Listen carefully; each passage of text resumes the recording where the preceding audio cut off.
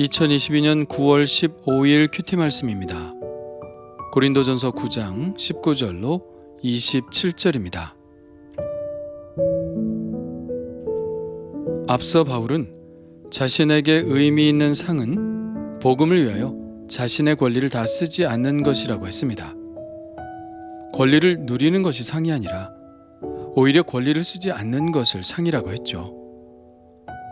상이라는 것은 받는 사람에게 기쁨이 되고 보람이 되고 자랑이 되는 것입니다. 그렇다면 복음을 위해 희생하는 것이 바로 바울의 기쁨이요, 보람이요, 자랑이라는 것을 알 수 있죠. 왜일까요? 그것은 바로 그런 삶을 사는 것이 주님께서 가신 길을 가는 것이기 때문입니다. 바울은 골로새서에서 이렇게 말한 적이 있습니다. 나는 이제 너희를 위하여 받는 괴로움을 기뻐하고 그리스도의 남은 고난을 그의 몸된 교회를 위하여 내 육체에 채우노라. 바울의 기쁨이 무엇인지 말하고 있죠. 그리스도의 남은 고난을 자기의 육체에 채우는 것이었습니다. 주님을 따라 사는 삶, 그것이 바울의 기쁨이요, 보람이요, 자랑이었던 것이죠. 이런 마음으로 바울은 자신의 권리를 기꺼이 포기했는데요. 한 영혼을 실족하지 않게 하기 위해서라면 그는 영원히 고기를 먹지 않을 것이라고 이미 이야기했고, 또 사도가 능히 누릴 수 있는 권리를 포기하고 스스로 일해서 선교비를 충당하기도 했습니다. 그리고 오늘 또 바울은 그런 맥락하에서 또 하나의 이야기를 합니다. 그것은 바울이 복음을 위해서라면 복음을 듣는 사람들에게 다 맞추어 줄 수 있다고 말하고 있는 것이죠. 내가 모든 사람에게서 자유로우나 스스로 모든 사람에게 종이 된 것은 더 많은 사람을 얻고자 함이라. 바울은 그 사람이 구원을 얻을 수 있다면 기꺼이 그 사람의 종이 될 수 있다고 말합니다. 그 사람에게 다 맞추겠다는 이야기죠. 이것 또한 바울이 주님을 따르려고 하는 삶의 모습 중 하나이죠. 빌립보서에서 그는 예수님을 이런 분으로 묘사했습니다. 그는 근본 하나님의 본체시나 하나님과 동등됨을 취할 것으로 여기지 아니하시고 오히려 자기를 비워 종의 형체를 가지사 사람들과 같이 되셨고 사람의 모양으로 나타나사 자기를 낮추시고 죽기까지 복종하셨으니 곧 십자가에 죽으심이라.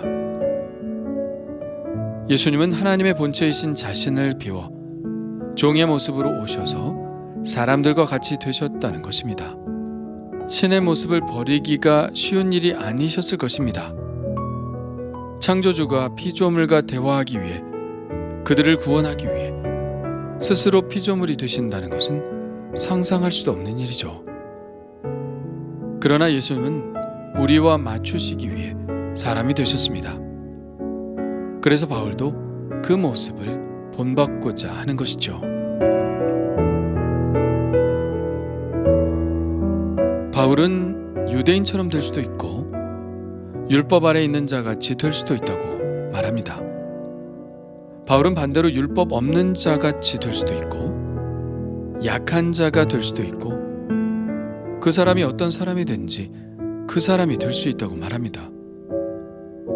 내 자리를 버리고 다른 사람의 눈높이로 내려간다는 것, 이것은 매우 어려운 일이지만 눈높이를 맞추지 않고는 대화할 수 없고 대화할 수 없으면 구원할 수 없으니 기꺼이 그들의 눈높이로 간다고 말합니다. 바울이 그렇게까지 하는 이유는 앞서 이미 나왔지만 그들을 구원하려는 목적 때문이죠. 22절입니다. 내가 여러 사람에게 여러 모습이 된 것은 아무쪼록 몇 사람이라도 구원하고자 함이니. 이것이 바울의 마음이죠. 그는 한 영혼을 구원하기 위해서 무엇이든지 할 기세입니다. 바울의 구원을 향한 열정이 고스란히 느껴지는 고백이라고 할 수 있죠. 바울은 앞에서도 상 이야기를 잠깐 했는데요. 그는 또다시 상 이야기를 꺼냅니다. 운동장에서 다름질하는 자들이 다 달릴지라도 오직 상을 받는 사람은 한 사람인 줄 너희가 알지 못하느냐? 너희도 상을 받도록 이와 같이 다름질하라. 바울은 자기뿐 아니라 고린도 교인들도 자기처럼 이 상을 받기 위해 다름질하는 자들이 되기를 간절히 원하고 있습니다. 자신처럼 되기를 원한다고 말하고 있습니다. 앞서 바울은 이렇게 말한 적이 있죠. 너희는 나를 본받는 자가 되라. 바울이 나를 본받는 자가 되라고 말하는 것은 자기를 따라오라고, 자기에게 맞추라고 말하고 있는 것이 아닙니다. 오히려 그 반대죠. 복음을 위해 다른 사람들에게 맞추는 자신을 본받으라고 하는 것이죠.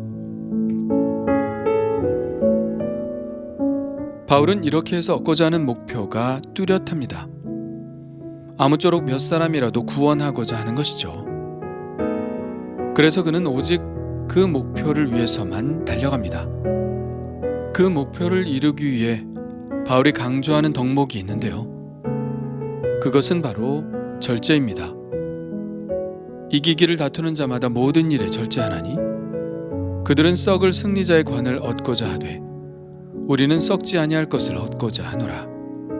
그는 운동선수의 예를 들어 그 절제의 덕목을 설명하고 있는데요.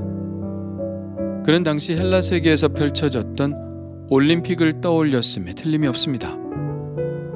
당시 운동선수들이 승리의 월계관을 쓰기 위해 얼마나 훈련을 열심히 하고 있었는지를 잘 알고 있었겠죠.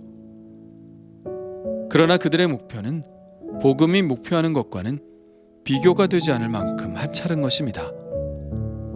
그럼에도 불구하고 그 썩어버릴 명예를 위해 그렇게 절제하는데, 한 영혼을 구원에 이르게 하는 중차대한 일을 하는데 절제하는 것은 당연하다는 것입니다. 왜 바울이 그렇게 자신의 권리를 다 쓰지 않고 자기를 희생했는지를 보여주는 것이죠. 그는 그 승리의 상을 위해 절제한 것입니다. 그는 오늘 말씀에서 절제라는 말을 또 다른 말로 표현하고 있는데요. 그 말이 사실 우리에게는 더 실감나게 다가오는 것 같습니다. 바로 27절에 나오는 이 말이죠. 내가 내 몸을 쳐 복종하게 함은. 절제는 자기가 하고 싶은 것, 먹고 싶은 것, 욕심을 끊는 것입니다. 그것은 자신의 몸을 치는 것과 같이 고통스러운 것이죠. 그러나 아무 대가 없이 무엇이 얻어지는 것이 아니라는 것을 우리는 너무나 잘 압니다. 다이어트를 하더라도 자기를 쳐 복종시키는 것 없이 성공할 수 있을까요? 좋은 아빠, 좋은 엄마가 되기 위해, 자녀를 위해 자신을 절제하지 않으면 안 된다는 생각을 우리는 다 가지고 있습니다. 가고 싶은 대학에 가기 위해, 들어가고 싶은 직장에 들어가기 위해 절제하며 자기를 쳐서 복종시켜야 한다는 것을 잘 알고 있죠. 세상 일도 그러할진데 하나님의 일은 오죽 더 할까요?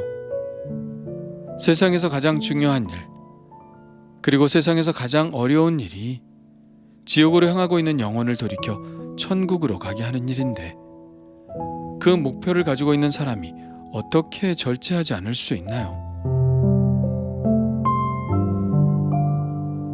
그러나 27절의 말씀은 단지 절제만을 이야기하는 것이 아닙니다. 더 깊은 뜻을 포함하고 있는데요. 끝까지 읽어보면 이렇습니다. 내가 내 몸을 쳐 복종하게 함은 내가 남에게 전파한 후에 자신이 도리어 버림을 당할까 두려워함이로다. 자신이 도리어 버림을 당할까 두려워한다는 말이 도대체 무슨 말일까요?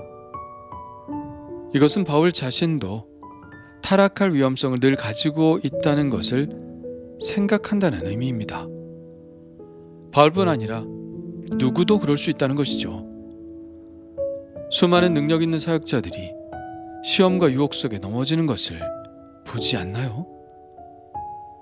항상 자신감이 문제죠. 나는 서 있고 절대 넘어지지 않을 것이라는 교만이 늘 문제입니다. 바울은 다음 장에서 그런즉 선줄로 생각하는 자는 넘어질까 조심하라는 경고를 하고 있는 이유가 바로 그것이죠. 바울은 그것을 너무나 잘 알고 있었기에 자신을 쳐서 복종시킨다는 것입니다. 마치 자전거 페달에서 발을 떼는 순간 넘어진다는 것을 알기에 페달을 계속해서 구르는 것처럼 그렇게 끝까지 복음을 위해 절제하며 달려가겠다는 그의 의지를 표현한 것입니다. 가끔은 너무 힘들게 살지 않았으면 좋겠다는 생각도 합니다. 가끔은 이제는 좀 편안해질 때도 되지 않았나 하고 생각될 때도 있습니다. 가끔은 이제는 누릴 때도 되지 않았나 생각할 때도 있습니다.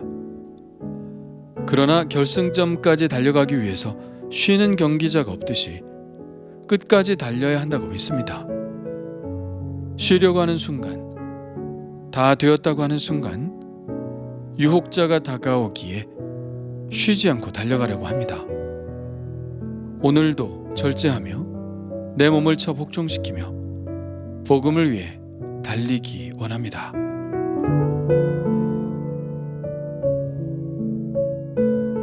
주님 감사합니다. 향방 없이 달려가지 않게 하시고 허공을 치는 싸움을 싸우지 않게 하옵소서.